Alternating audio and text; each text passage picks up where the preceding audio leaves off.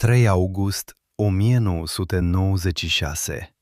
O femeie oarbă de 85 de ani se afla în ultimele zile ale vieții ei într-o casă mică din sudul Bulgariei. Nu mai primea aproape pe nimeni, nu mai vorbea aproape deloc și totuși, în dimineața aceea, a rostit un cuvânt. Nu despre Bulgaria, nu despre Rusia, nu despre vreo mare putere a lumii, despre România. Un singur cuvânt pe care românii îl rostesc o singură dată pe an, într-o singură noapte, când lumânările se aprind una de la alta în întuneric. Asistenta care era de față l-a notat imediat pe o foaie de hârtie cu cerneală albastră. Foaia există fizic, nu în sens metaforic. Există, cu cerneala aceea decolorată a stiloului pe care îl folosea în mod obișnuit. Există 3 condiții pe care această femeie le-a descris pentru România. Nu profeții, condiții, lucruri care trebuie să se întâmple înăuntrul oamenilor, nu în parlamente și nu pe câmpuri de luptă. 2 dintre ele se întâmplă deja în România chiar acum, chiar în timp ce priviți. Al 3-lea îl veți recunoaște singuri, pentru că îl trăiți deja, sau ați ales să nu îl trăiți. Și până la sfârșitul acestui material veți ști care dintre cele 2. Era o dimineață de august a anului 1996. În casa mică din Rupite, un sat în sudul Bulgariei, lângă izvoare termale care miroseau a sulf și a piatră fierbinte, o femeie de 85 de ani nu mai putea sta mult în picioare. Vorbea din ce în ce mai rar, iar cei din jurul ei știau că zilele ei se numărau. Și totuși, în dimineața aceea, a spus ceva. Asistenta care era de serviciu, o femeie de vreo 40 de ani care vorbea bulgara, rusa și româna și care servise drept traducătoare pentru vizitatorii din România în ultimii ani, a notat imediat pe o foaie de hârtie un singur cuvânt rostit despre o țară pe care femeia oarbă nu o văzuse niciodată cu ochii. Nu era un nume de politician, nu era o dată a unei catastrofe, nu era o predicție despre vreo forță militară sau economică. Era cuvântul pe care românii îl rostesc o singură dată pe an, în noaptea dintre sâmbătă și duminică, când lumânările se aprind una de la alta în întuneric și lumea se oprește o clipă înainte să spună ceea ce știe din totdeauna. Foaia aceea de hârtie există fizic, cu cerneala albastră decolorată a stiloului pe care asistenta îl folosea în mod obișnuit. A trecut prin mai multe mâini în aproape 30 de ani și ajunsă la cei care știau să o citească în contextul potrivit, a produs același efect de fiecare dată. Tăcere, urmată de o singură întrebare. De unde a văzut asta? Dar înainte să ajungeți la acel cuvânt, trebuie să înțelegeți de ce această dimineață de august nu ar fi trebuit să existe. Nu în sens mistic, ci în sens pur medical și logistic. Vanghelia Pandeva Surcheva, la naștere, Vanghelia Pandeva Gușterov, după căsătoria din 1942 cu Dimitar Gușterov. Acesta era numele ei complet cu care se căsătorise în 1942, primea vizitatori de decenii în casa aceea din Rupite, nu pentru că alegea să fie acolo, ci pentru că regimul bulgar o mutase acolo în jurul anului 1970, după ce statul o luase oficial sub tutelă instituțională în 1967. În parte pentru a o controla mai ușor, în parte pentru că numărul vizitatorilor devenise imposibil de gestionat în altă parte. Dar în vara lui 1996, corpul ei cedase vizibil. Internările la spital se înmulțiseră, programul de vizite fusese redus la câteva persoane pe zi, uneori mai puțin, și existau zile întregi în care nu primea pe nimeni. Și totuși, în dimineața aceea a vorbit despre România, cu acel tip specific de atenție pe care cei care o cunoșteau bine o descriau ca ascultarea unui sunet pe care alții nu îl aud. Cei care au studiat sistematic mărturiile românilor ce o vizitaseră după 1990 au observat un lucru care apare în surse independente multiple. Ea nu vorbea despre România ca despre orice altă țară. Un cercetător specializat în istoria mentalităților, cu acces la arhive universitare din Cluj, a descris reacția lui când a pus pentru prima dată mai multe astfel de mărturii una lângă alta. Am simțit că citesc același text scris de oameni diferiți care nu s-au întâlnit niciodată. Același câmp de imagini, aceeași direcție, distribuite pe mai mulți ani și mai mulți vizitatori. Asta nu se explică ușor. Ce anume nu se explică ușor și de ce contează asta în primăvara anului 2026 este despre ce este tot ce urmează. Nu vă cerem să credeți în profeții și nu vă cerem să acceptați nimic pe cuvânt. Vă cerem un singur lucru: să puneți datele și mărturiile pe care le veți auzi unul lângă altul și să priviți ce se formează. Ceea ce se formează nu este o construcție forțată, este un tipar. Iar tiparul acesta, spre deosebire de orice predicție cu date și nume, nu poate fi infirmat, pentru că nu este o predicție, este o descriere a ceea ce este. Și ceea ce este în România în primăvara anului 2026, dacă știți unde să priviți, arată exact ca cele 3 imagini pe care ea le-a descris. Dar înainte de acele 3 imagini, trebuie să cunoașteți femeia din Cluj care coborâse dintr-un tren în gara din Petrih cu o întrebare pe care nu îndrăznea să o spună cu voce tare. Și cei 3 cuvinte pe care i-a scris cu mâna tremurândă în prima pagină a unui carnet cu copertă albastră. Cuvinte care aveau să stea 27 de ani într-un sertar sub scrisori vechi, până când fiica ei le-a găsit și nu a înțeles ce sunt. Până când un cercetător le-a văzut și a tăcut câteva secunde și a spus: sunt aceleași imagini, le-am mai întâlnit, din surse pe care dumneavoastră nu le-ați fi putut cunoaște. Ce imagini? Din ce surse? Și de ce cercetătorul acela știa deja, fără să fi vorbit vreodată cu mama sau cu fiica, veți înțelege în ceea ce urmează imediat. Era vară, iulie 1991. România trăia al 2-lea an după Revoluție. Granițele erau tehnic deschise, dar realitatea era mai complicată. Viza bulgară se obținea la ambasada din București, costa bani și dura zile, ceea ce pentru o femeie fără resurse nu era deloc simplu. Biletul de tren, cazarea, mâncarea pe drum, toate presupuneau o sumă pe care majoritatea românilor nu o aveau la îndemână în acel an. Și totuși, Maria, să o numim astfel fiindcă acesta era prenumele ei, dintr-o familie din Cluj cu rădăcini în Ardeal de câteva generații, o strânsese ban cu ban în lunile dinaintea plecării. Nu era o femeie cu resurse, era o femeie cu disperare. Soțul ei fusese diagnosticat cu ceva ce medicii de la Cluj nu reușeau să trateze eficient și îi spuseseră cu acea brutalitate specifică medicinei epocii că nu mai este mult. Maria nu acceptase asta, nu din negare, ci din ceva mai adânc decât negarea, din convingerea că nu toate răspunsurile sunt unde le cauți prima dată. Informația despre femeia din Rupite ajunsese la ea prin lanțul acela lung și șoptit prin care știrile circulau în România anilor 90. De la o vecină, de la sora vecinei, de la o cunoștință a surorii care fusese și se întorsese și povestise.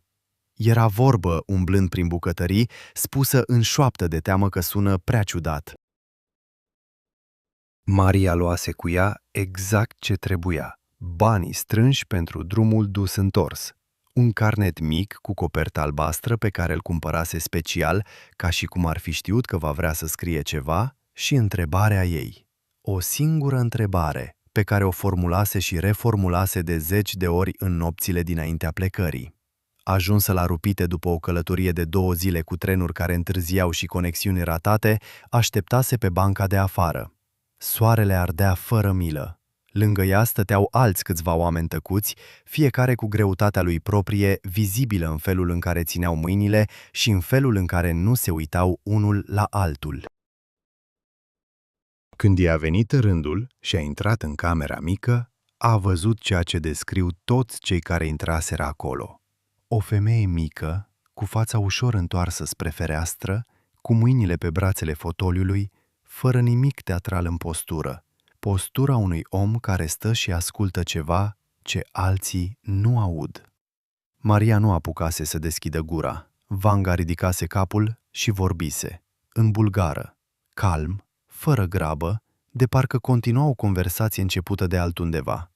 Traducătoarea din colțul camerei traducea propoziție cu propoziție în șoaptă și ceea ce se traducea nu era despre soțul bolnav, era despre țara din care venea Maria. A scos carnetul cu copertă albastră și a scris cu mâna tremurândă 3 cuvinte pe prima pagină. Exact 3, fără context, fără explicație, ca și cum ar fi știut că nu va uita niciodată contextul și că are nevoie să salveze doar esența. A ieșit din camera aceea și a stat mult timp pe banca de afară, nemișcată, cu soarele arzându-i umerii și cu carnetul strâns în mână. Când în cele din urmă s-a ridicat și a mers spre stația de taxi, nu se uita la nimic anume. Se uita înăuntru.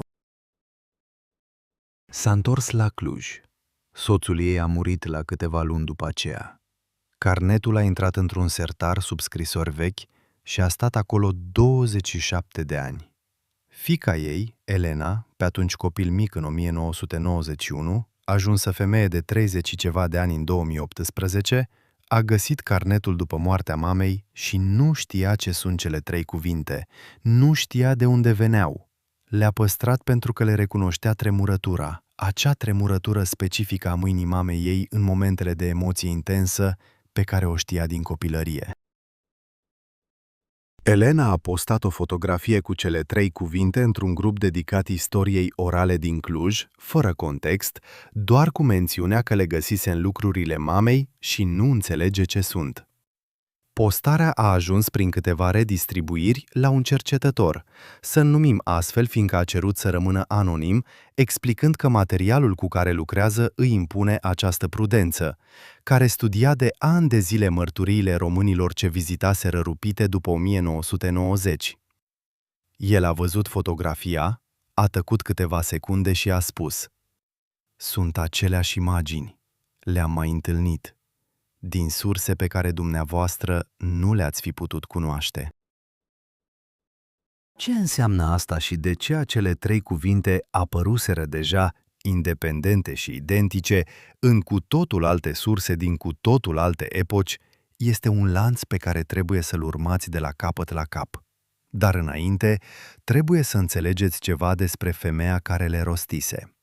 Nu legenda, femeia reală, cu biografie reală, cu o cauză reală a ceea ce i s-a întâmplat.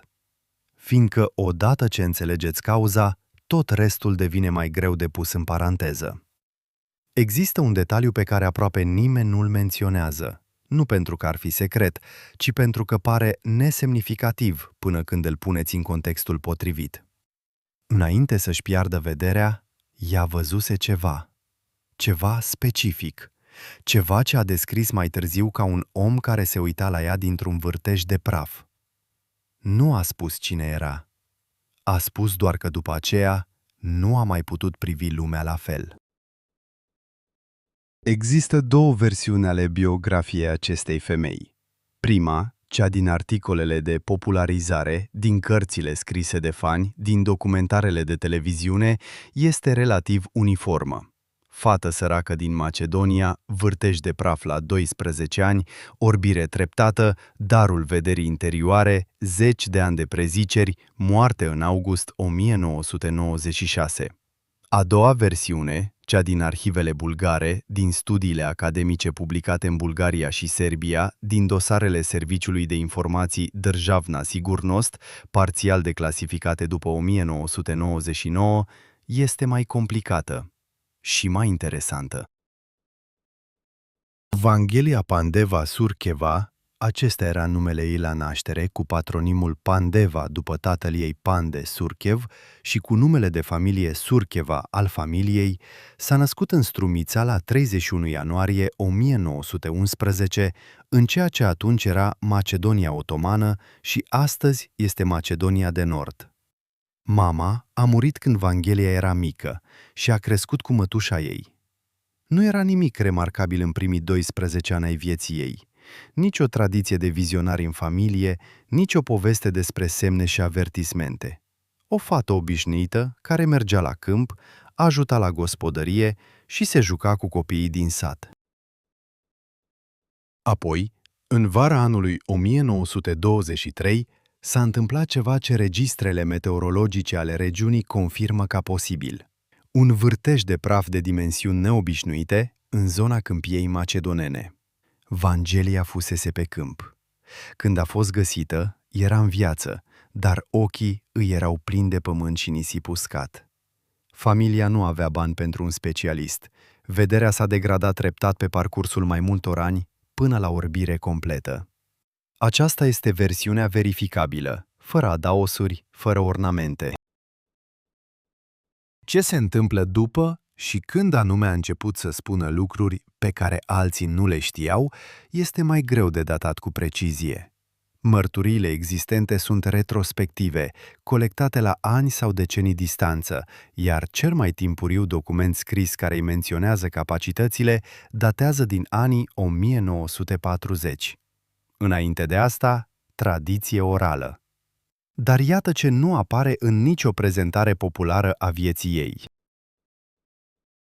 Din 1967, statul bulgar a luat-o oficial sub tutelă instituțională, iar din 1972, Državna Sigurnost, serviciul de informații bulgar, echivalentul securității române, o folosea sistematic pentru a obține informații despre vizitatorii din țările blocului sovietic și din Occident. Fiecare vizitator era înregistrat, conversațiile erau uneori înregistrate audio, dosarele există parțial în arhivele bulgare. După 1991, controlul s-a relaxat progresiv odată cu destrămarea structurilor vechi, ceea ce explică de ce vizitele românilor din prima jumătate a anilor 90 se desfășurau deja fără prezența evidentă a unui reprezentant al statului.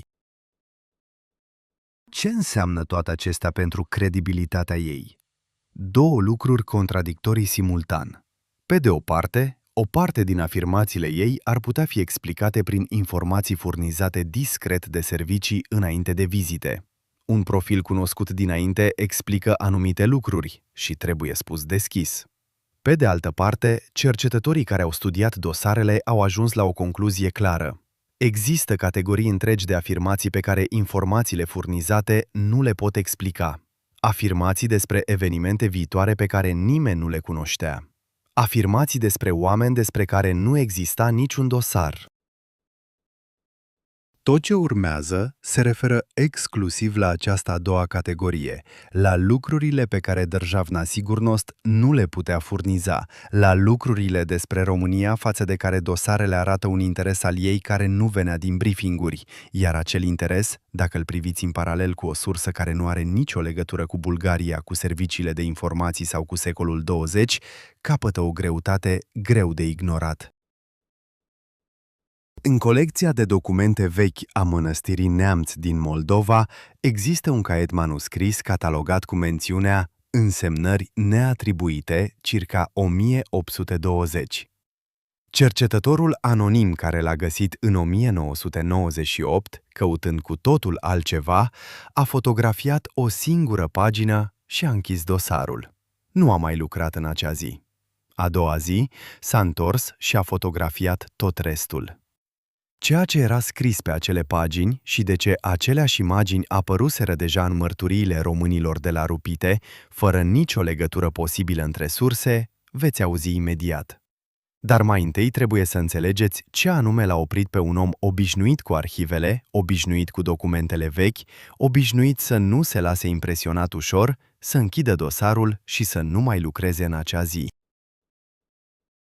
Mănăstirea Neamț nu este un loc care să surprindă pe cineva cu cunoștințe elementare de istorie românească. Fondată în secolul al XIV-lea, reconstruită de mai multe ori, unul dintre centrele monahale ale Moldovei, cu arhivă documentară activă din secolul al XV-lea, este locul în care Paisie Velicicovski a tradus și copiat texte patristice între 1779 și 1794, creând unul dintre cele mai importante centre de copiere manuscrise din Europa ortodoxă a epocii. Sute de volume, sute de mâini care au copiat, zeci de ucenici care au lăsat urme în marginile paginilor.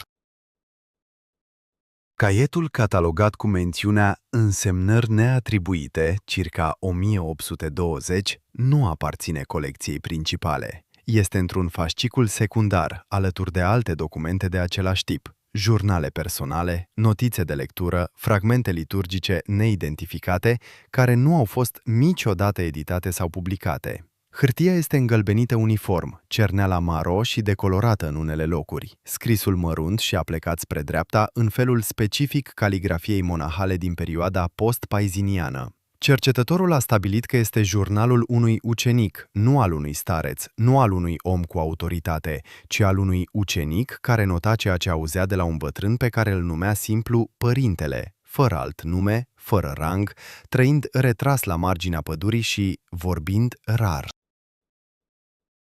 Jurnalul nu este organizat tematic, este o succesiune de fragmente, o rugăciune de seară, o notă despre ploaie, un verset copiat, o observație despre munca din grădină. Printre ele, din când în când câte o frază pe care ucenicul o atribuie direct bătrânului, scrisă în grabă, ca și cum se temea să nu o uite. Una dintre aceste fraze, fără dată, undeva în mijlocul caietului, între o rugăciune de seară și o notă meteorologică: acest popor va fi frânt precum se frânge o ramură, dar rădăcina va rămâne vie și din rădăcina aceea va crește ceva ce nu a mai fost înainte.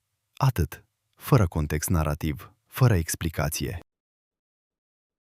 Cercetătorul a văzut fraza și a notat în propriul jurnal de cercetare: am simțit că am mai citit asta. Nu în aceeași formulare, dar aceleași imagini. Și mi-am dat seama de unde. Dintr-o mărturie pe care o adunasem cu câțiva ani înainte de la un preot din Iași care vizitase Rupite în 1993. Mărturia acelui preot, notată de mână și trimisă cercetătorului printr-un terț, conținea o frază atribuită Vangăi: uitați-vă la rădăcini, nu la coroană. Rădăcina nu știe că a fost rupt ce era deasupra ei. Rădăcina continuă. Puneți aceste două texte unul lângă altul. Un bătrân anonim dintr-un schit moldovean la începutul secolului al XIX-lea, în contextul unui principat al Moldovei aflat sub presiunea imperiilor.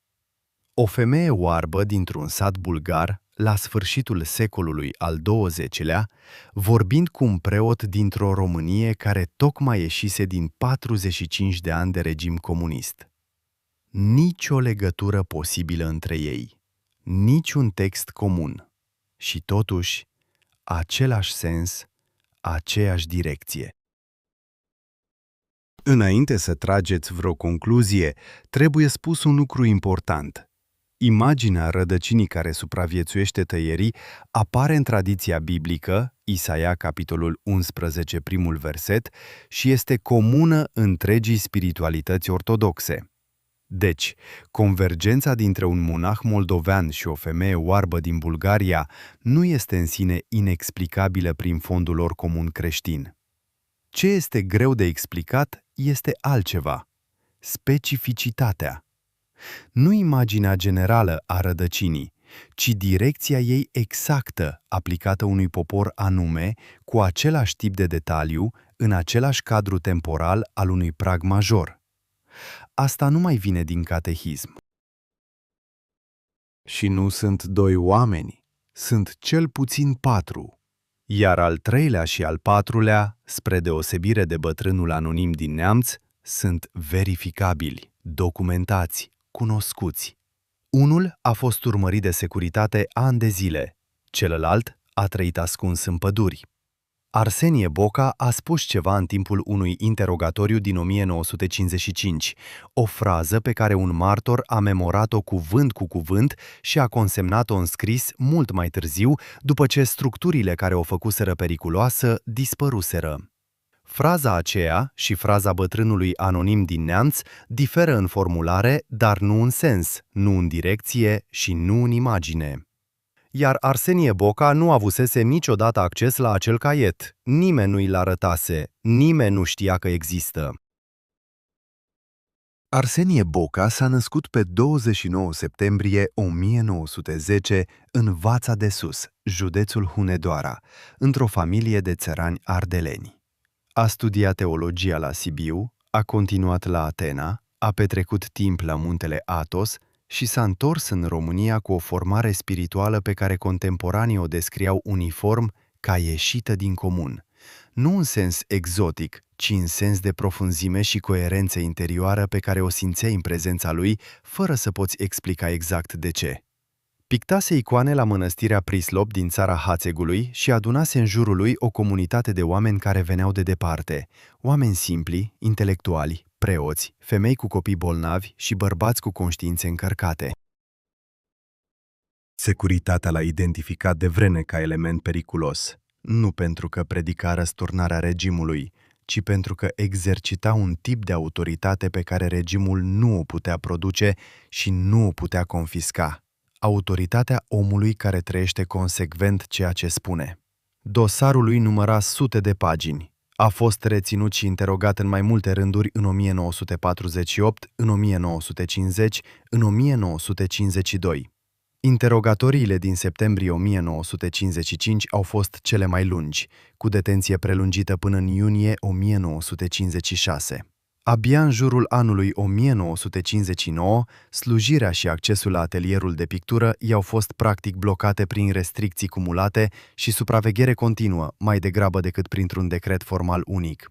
A trăit ultimii ani în obscuritate impusă, fără parohie, fără atelier. Într-unul din interogatoriile din 1955, în prezența unui coleg de anchetă arestat pentru cu totul altceva, un om de rând care nu prezenta interes pentru anchetatori, tocmai pentru că era obscur, Arsenie Boca a rostit o frază. Nu pentru anchetator, nu ca act de rezistență demonstrativă, ca o constatare spusă cu voce tare pentru că, în momentul acela de maximă presiune, nu mai era niciun motiv să nu o spui. Martorul a memorat-o pentru că îl mișcase fără să înțeleagă atunci de ce. A consemnat-o în scris după ce lumea se schimbase destul.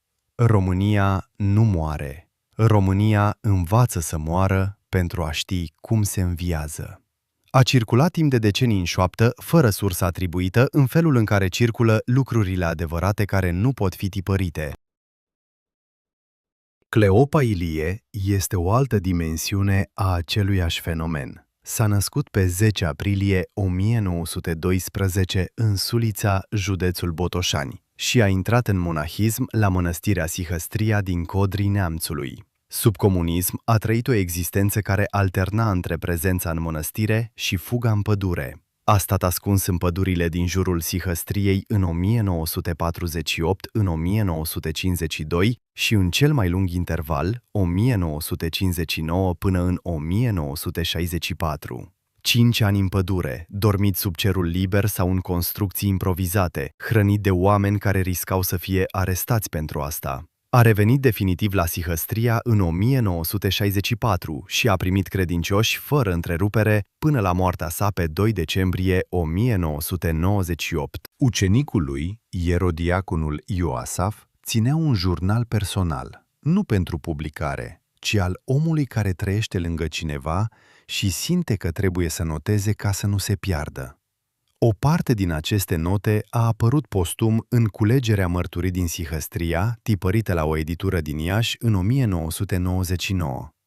Într-o intrare din toamna lui 1978, Ioasaf notase o convorbire. Îl întrebase pe Cleopa direct. Are România viitor? Cleopa privise pe fereastră spre pădure, aceeași pădure în care trăise ascuns, în care știa fiecare copac. Apoi, un popor care știe să sufere, știe și să învieze. Nu e o virtute, e un drum. Și drumul acesta nu se termină acolo unde credeți că se termină.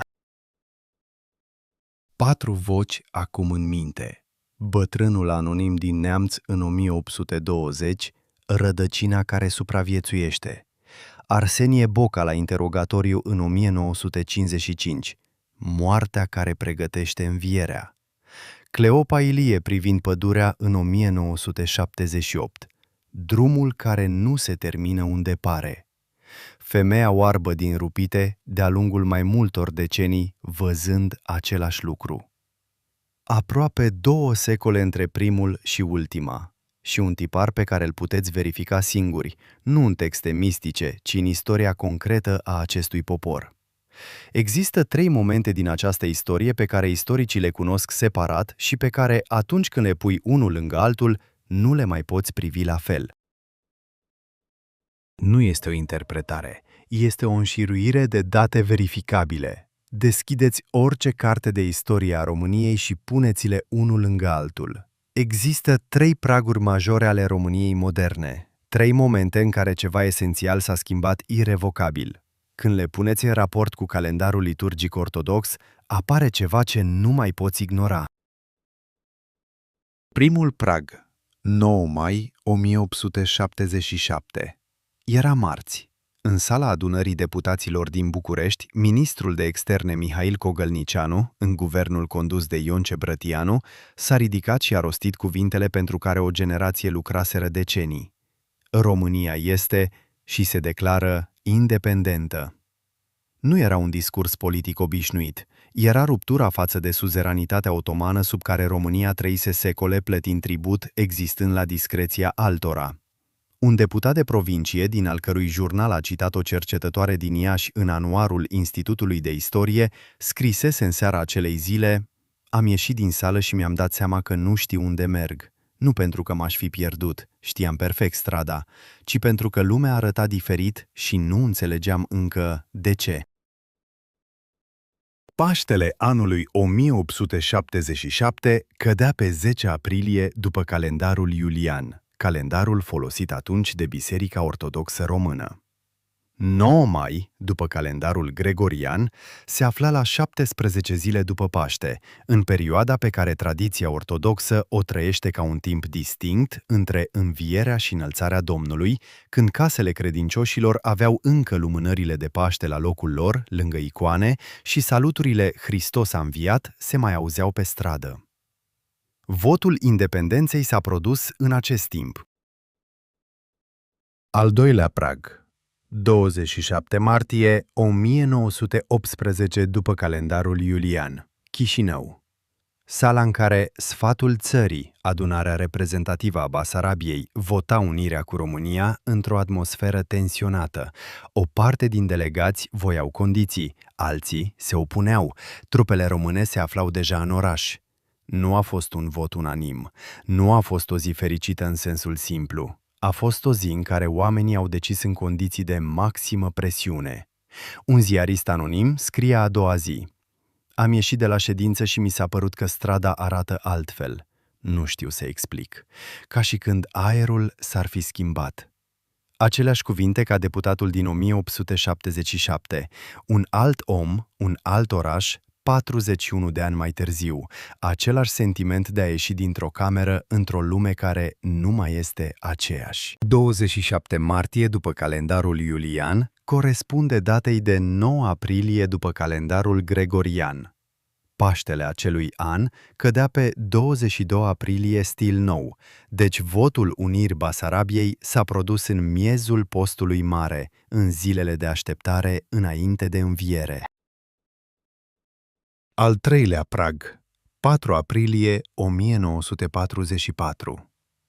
Paștele acelui an cădea pe 16 aprilie, deci 4 aprilie era cu 12 zile înainte de Paște, în a 5-a săptămână de post, când în casele românești ortodoxe se făcea deja curățenia specifică acestui timp. Mirosul de var proaspăt și de primăvară timpurie se amestecau în curțile din București, din Ploiești, din Câmpina. În dimineața acelei zile, la ora 11 și câteva minute, au apărut pe cerul Bucureștiului aproximativ 230 de avioane americane. Nu era un rai de avertisment.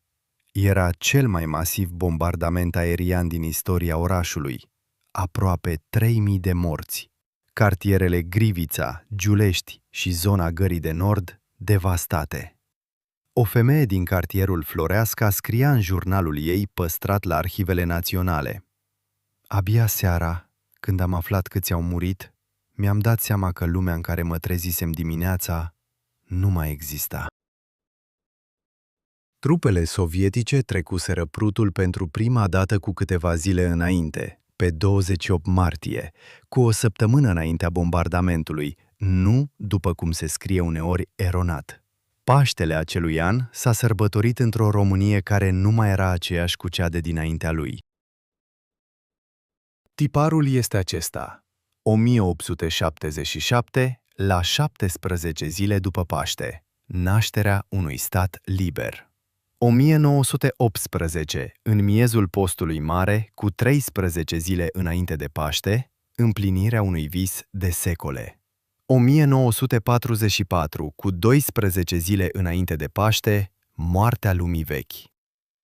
Trebuie spus explicit, nu fiecare Paște este un prag. Tiparul nu funcționează ca un mecanism automat, funcționează ca o oglindă. Când tensiunea interioară a unei societăți ajunge la un punct de saturație, Paștele, cu tensiunea lui specifică de moarte și renaștere, cu oboseala postului și așteptarea învierii, cu noaptea aceea în care toată lumea iese cu lumânări în întuneric, devine momentul în care ceea ce era invizibil devine vizibil.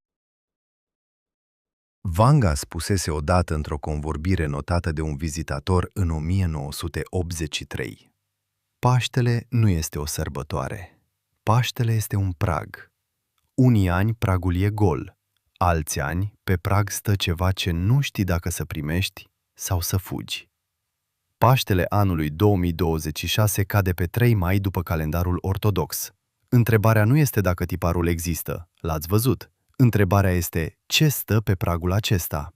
Și există cineva care a văzut asta înainte, nu în imagini vagi și consolatoare, ci în 3 imagini concrete, specifice. Prima este despre ceva ce se întâmplă sub pământ, invizibil pentru cei de pe suprafață. A doua este despre un loc în care nimeni nu se uita. A treia este despre voi, direct, personal, fără posibilitate de altă interpretare. Vara lui 1994. Iași, cartierul Tătăraș. Un preot de 46 de ani, parohie mică cu pereți umezi și bănci pe jumătate goale duminica, luna iulie, marți după amiaza. Tocmai slujise o înmormântare, un bărbat de 50 și ceva de ani, mort repede, lăsând în urmă o văduvă cu 3 copii. Preotul coborâse în fața altarului după ce toți plecaseră, îngenunchiase și nu găsise cuvinte. Nici pentru el, nici pentru ce se întâmplase, nici pentru întrebarea care îl urmărea de luni de zile. Ce urmează pentru oamenii aceștia? Ce urmează pentru România asta care ieșise din comunism cu traumele intacte și cu instituțiile sparte? A doua zi era în tren spre Bulgaria. Nu planificase, nu ceruse concediu, luase cu el o cămașă curată, o carte de rugăciuni și un carnet mic cu copertă neagră. Banii de-abia. La Sofia a dormit o noapte în gară pe o bancă înainte să ajungă la Petrih. La Rupite a așteptat 2 zile, nu pentru că lista ar fi fost lungă, ci pentru că prima zi a stat pe bancă și nu a intrat. Ceva în el rezista, nu știa ce anume.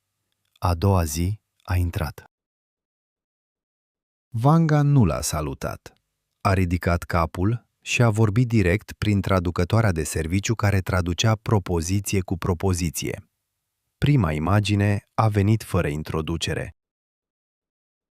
Văd un râu care intră sub stânci în munți și curge nevăzut, dar iese din nou la câmpie. Oamenii care stau pe mal cred că a dispărut, dar el curge în întuneric prin locuri pe care nimeni nu le vede. Apa nu dispare niciodată. Preotul scria imediat în carnet, cuvânt cu cuvânt, cu mâna care abia ținea pasul. Ce înseamnă această imagine pentru România lui 1994 și pentru România lui 2026? 45 de ani de comunism au lucrat sistematic la un singur obiectiv real: ruperea legăturii dintre generații. Nu prin violență în fiecare casă, ci prin restructurarea vieții sociale. Colectivizarea a distrus legătura dintre oameni și pământul lor. Urbanizarea forțată a rupt rădăcinile geografice. Interzicerea anumitor subiecte în familie a creat tăceri care s-au transmis mai departe ca răni nevindecate. Dar ceva a curs pe dedesubt. În cuvintele spuse seara când nu era nimeni de față, în gestul bunicii care făcea semnul crucii înainte de masă, crezând că nimeni nu vede, fără să știe că nepotul vedea și memora. În umorul românesc, care este o formă sofisticată de rezistență față de absurd. Râul acela nu murise, curgea în întuneric.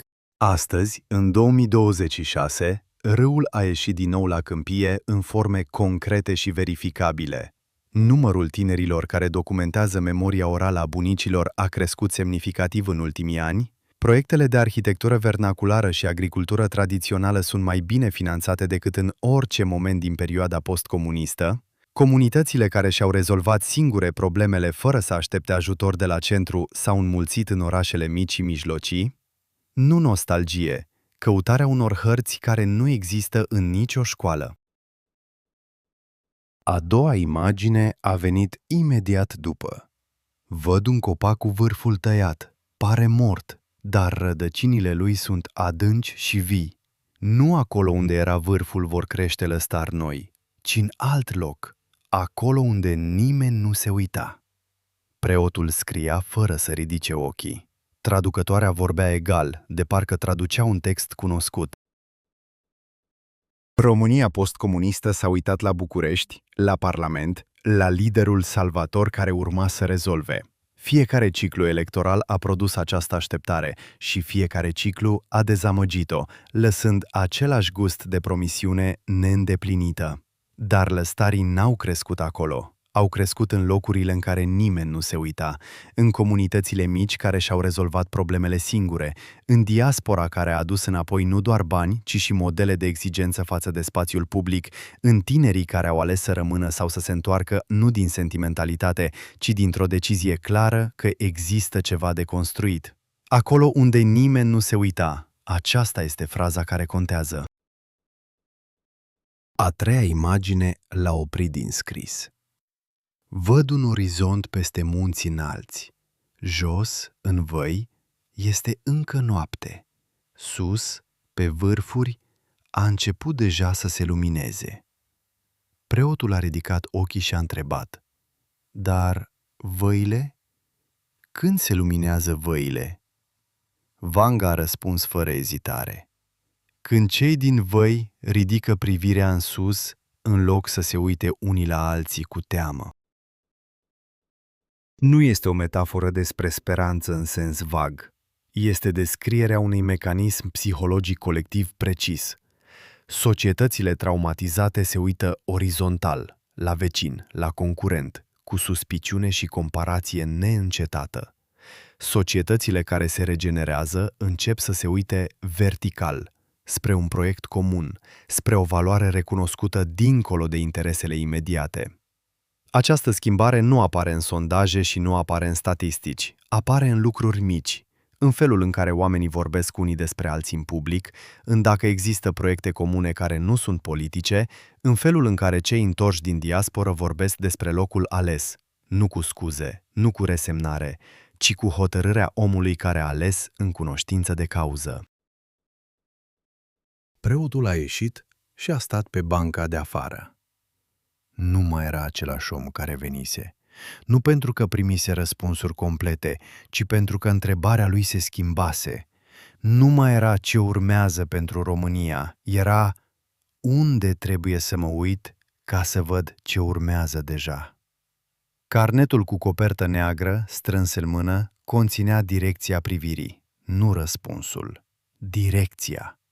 Iar direcția uneori este tot ce ai nevoie. Vara lui 1995. Radu Ionescu avea 22 de ani și studia istoria la Universitatea din București. Participase la un schimb academic bilateral cu Universitatea din Sofia, un aranjament direct între cele două instituții, rar pentru acea perioadă, înainte ca programele europene să devină accesibile României. 2 săptămâni, vizite la instituții culturale, conversații cu studenți bulgari. Excursia la Rupite nu era în program. A apărut cu o zi înainte, un loc liber, plecare a doua zi dimineața. Radu s-a înscris fără să se gândească prea mult. Era curios, nu entuziast, nu credincios în sensul în care alții mergeau acolo. Pe drum pregătise câteva întrebări despre facultate, despre ce urmează după licență, despre o fată cu care se certase cu o săptămână înainte.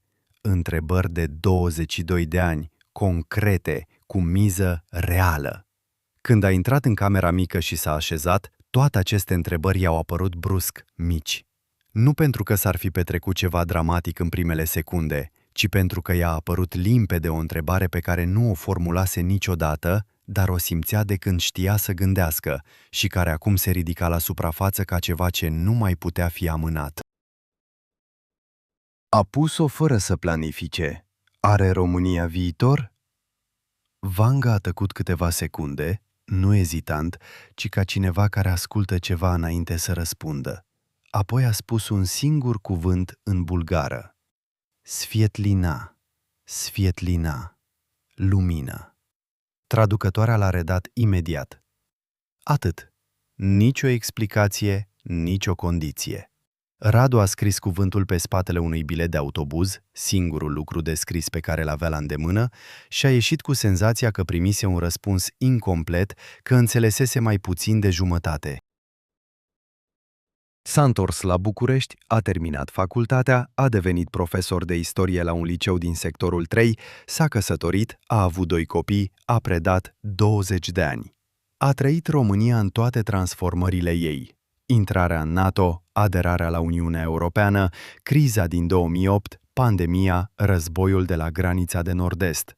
Și în fiecare moment major, nu imediat, ci la câteva zile sau săptămâni distanță, se trezea gândindu-se la acel cuvânt.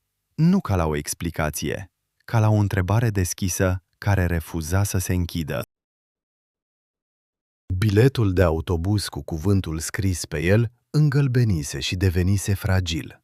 Îl păstra într-un plic în sertarul de sus al biroului lui, fără să știe exact de ce. Înțelesul exact nu-i venise la 22 de ani, nu venise nici la 30, nici la 40. Venise la 45, în 2023, când o jurnalistă îl intervievase despre educație și la un moment dat l-a întrebat dacă crede că există speranță pentru România. El evitase cuvântul speranță ani de zile. I se părea prea ușor, prea des rostit de oameni care nu plătiseră niciun preț pentru el. Dar în momentul acela a spus fără să planifice. Lumina nu este ceva ce vine din exterior când totul se rezolvă. Lumina este ceea ce oamenii aleg să poarte în ei când nimic nu s-a rezolvat. Este o decizie, nu o recompensă. Jurnalista s-a uitat la el. Asta sună ca un citat. El a tăcut o clipă. Este. Dar nu știu al cui.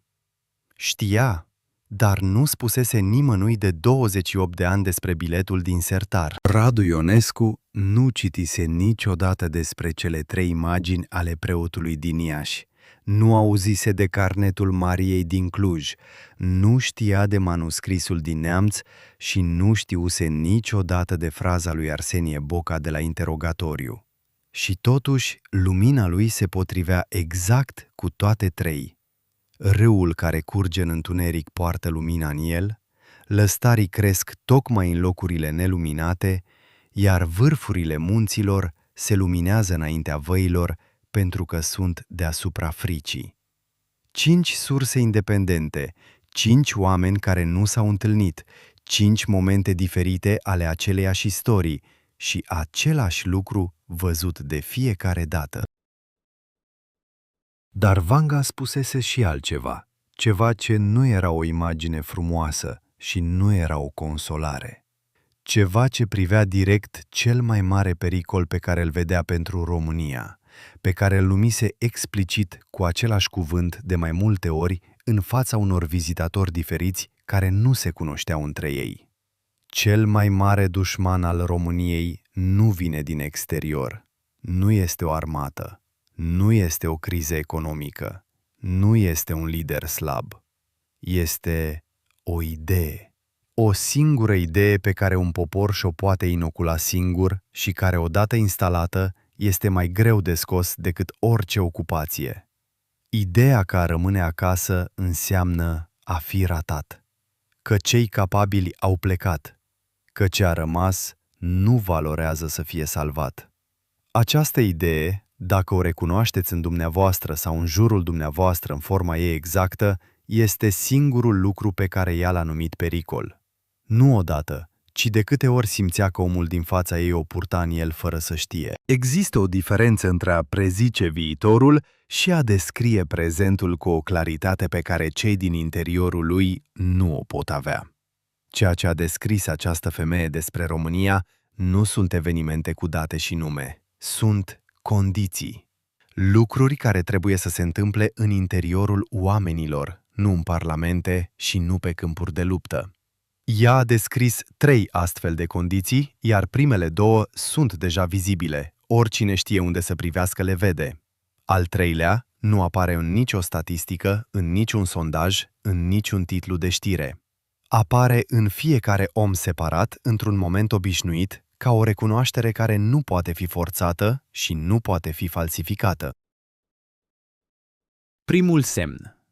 Când oamenii vor începe să se uite unii la alții cu recunoaștere, nu cu teamă, nu cu invidie, nu cu calculul celui care evaluează ce vrea celălalt să ia de la tine. Recunoașterea, în descrierea ei, nu era simpatie de suprafață. Era momentul în care un om privește în ochii altuia și nu mai calculează, nu mai evaluează ce vrea celălalt să ia, nu mai compară, nu mai apără. Vede pur și simplu pe cineva care știe același lucru. Neîncrederea nu dispare, dar nu mai este primul reflex și asta schimbă tot. Ce se vede astăzi concret? În ultimii 5 ani, numărul inițiativelor civice locale, nefinanțate de partide, neorchestrate de la centru, a crescut semnificativ în orașele mici și medii. Oameni care au decis că nu mai așteaptă permisiunea centrului, sate care și-au renovat biserici sau școli cu fonduri proprii și muncă voluntară, tineri cu educație care au ales să producă ceva concret în locuri pe care alții le considerau moarte. Nu apar în rapoarte și nu apar în titluri și tocmai de aceea sunt verificabile altfel, prin prezență directă în locuri concrete la oameni cu nume. Al 2-lea semn vine firesc după primul și se vede în același fel, în locuri neașteptate. Tinerii care încep să se uite la bătrâni cu curiozitate autentică, nu cu rușine, nu cu milă, nu cu răbdare politicoasă, curiozitate autentică față de oameni care posedă hărți pe care nu le ai în nicio școală, hărți despre cum supraviețuiești în condiții de lipsă, cum construiești relații de durată, cum trăiești fără certitudinea că mâine va fi mai bine. Aceste hărți nu se digitalizează și nu se transmit prin programe educaționale, se transmit prin conversații directe, cu timp și atenție reală. Pandemia a accelerat paradoxal ceva în această direcție. A pus generații diferite în aceeași casă pentru perioade lungi, fără posibilitatea fugii în exterior. Unele din conversațiile forțate au produs ceva neașteptat. Tineri care au descoperit că bunicii știu lucruri pe care ei nu le știu, lucruri practice despre rezistență, nu lucruri romantice.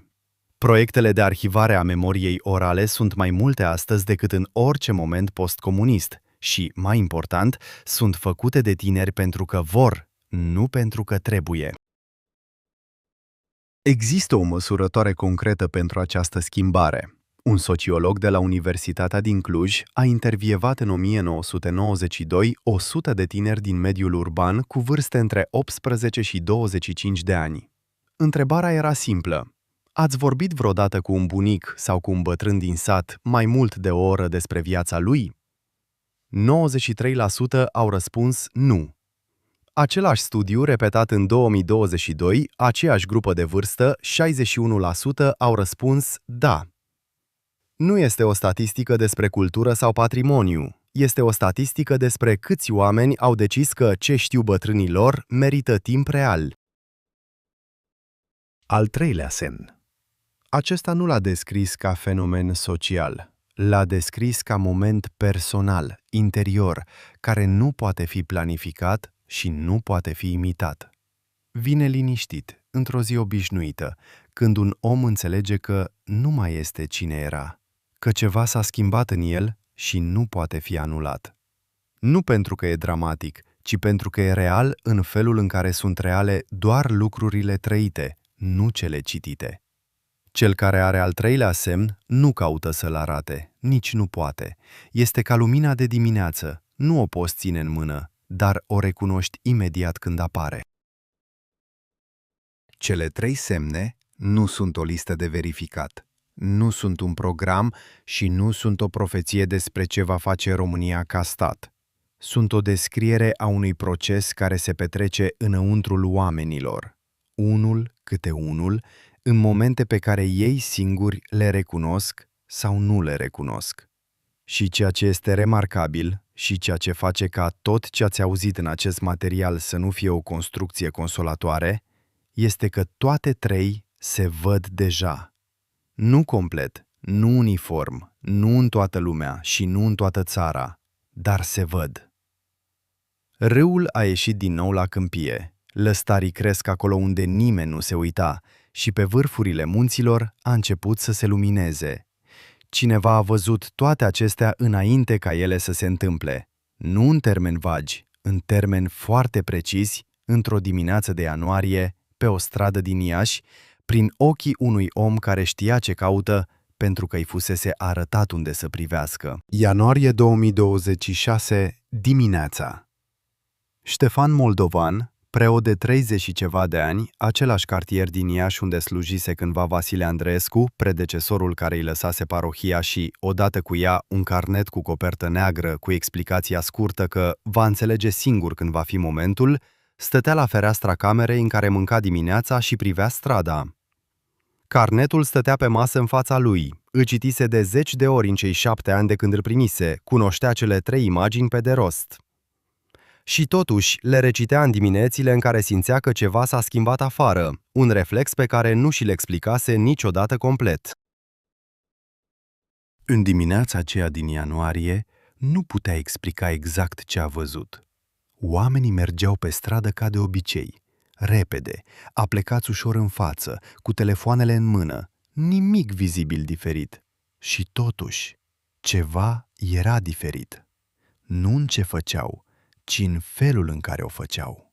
Un bărbat de vreo 40 de ani trecea pe trotuar cu spatele drept, nu ostentativ, nu demonstrativ, natural, ca cineva care nu mai poartă ceva greu sau a decis să-l poarte altfel. Detaliul singur nu înseamnă nimic și Ștefan Moldovan știa asta, dar nu văzuse un om cu spatele drept. Văzuse 10-20 de oameni în 10 minute și în fiecare câte ceva ușor diferit față de ce știa că vede în mod obișnuit pe acea stradă. Nu fericire, nu optimism demonstrativ, ceva mai tăcut și mai real. Prezență. Oameni care mergeau ca și cum locul în care se aflau conta. A luat carnetul și a scris în el pentru prima dată de când îl primise. Un singur cuvânt. Acum. L-a scris cu același tip de economie pe care o recunoscuse în toate celelalte surse. Bătrânul din Neamț care notase o frază între o rugăciune și o observație despre ploaie, Maria din Cluj care scrisese 3 cuvinte fără explicație, Radu Ionescu care scrisese un cuvânt pe spatele unui bilet de autobuz. Ca și cum adevărurile cu adevărat grele nu suportă cuvinte multe. Ca și cum cuvintele multe le diluează în loc să le clarifice. Ce văzuse nu era o revelație și nu era o certitudine, era o recunoaștere, exact tipul de recunoaștere descris ca prim semn. Nu recunoașterea unui eveniment sau a unei date, ci recunoașterea că ceva din interiorul oamenilor din jur se schimbase în felul descris în cele 3 imagini. Râul ieșise la câmpie, nu cu zgomot, nu cu anunțuri, ci pur și simplu apăruse acolo unde nu fusese, curgând ca și cum întotdeauna fusese acolo și trebuise doar să fie văzut. Lăstarii crescuseră în locurile neluminate, în comunitățile mici, în proiectele fără finanțare, în conversațiile dintre generații care nu mai aveau nevoie de un motiv extern ca să se întâmple. Și privirea verticală, acea privire în sus în loc de orizontal pe care a treia imagine o descria ca semn al dimineții pe vârfuri, o vedea și pe aceea. nu în toți oamenii de pe stradă și nu în toate zilele, dar o vedea suficient de des încât să nu o mai poată pune pe seama coincidenței sau a propriei lui dorințe de a o vedea. Suficient de des încât cuvântul scris în carnet să fie o constatare, nu o speranță. Paștele din 2026 cade pe 3 mai după calendarul ortodox. Între dimineața aceea de ianuarie și ziua aceea sunt câteva luni în care se petrec lucruri pe care le cunoașteți, pentru că le trăiți sau le-ați trăit deja, pentru că sunt realitatea din jurul vostru, nu o construcție narrativă. Alegerile, tensiunile, conversațiile publice despre ce este și ce ar putea fi România, oboseala unora și hotărârea altora, plecările și întoarcerile, tăcerile și cuvintele spuse în sfârșit cu voce tare după ani de șoptit. Toate acestea sunt materialul din care se formează sau nu se formează ceea ce 4 surse independente din aproape 2 secole de istorie au văzut și au descris cu aceleași imagini. Cele 3 cuvinte pe care Maria din Cluj le scrisese cu mâna tremurând în vara lui 1991, pe care le-ați așteptat prin tot ce ați ascultat, sunt acestea. Rădăcina nu moare. 3 cuvinte, fără subiect decorat, fără explicație, fără niciun alt cuvânt decât esența. Cercetătorul care le văzuse în fotografia postată de Elena tăcuse câteva secunde nu pentru că ar fi fost surprins de ce conțineau, ci pentru că le recunoscuse. Le mai întâlnise în manuscrisul din Neamț, în fraza lui Arsenie Boca, în răspunsul lui Cleopa Ilie, în imaginile descrise preotului din Iași. Același adevăr, formulat de o femeie simplă din Cluj cu mâna tremurândă, cu aceeași precizie cu care îl formulase un bătrân anonim dintr-un schit moldovean cu aproape 200 de ani înainte. Rădăcina nu moare. Nu este o promisiune despre viitor. Nu este o consolare pentru prezent. Este o constatare despre ce este, despre ce a fost mereu și ce continuă să fie, indiferent de câte vârfuri se taie, indiferent de câte ierni vin una după alta. Și dacă în primăvara aceasta, în zilele dinaintea celui 3 mai, simțiți ceva ce nu știți să numiți exact, o recunoaștere, o hotărâre, o lumină care nu vine din exterior, ci din interiorul dumneavoastră, atunci știți deja ce este. Nu trebuie să-l verificați, nu trebuie să-l explicați nimănui. Este al 3-lea semn și este al dumneavoastră.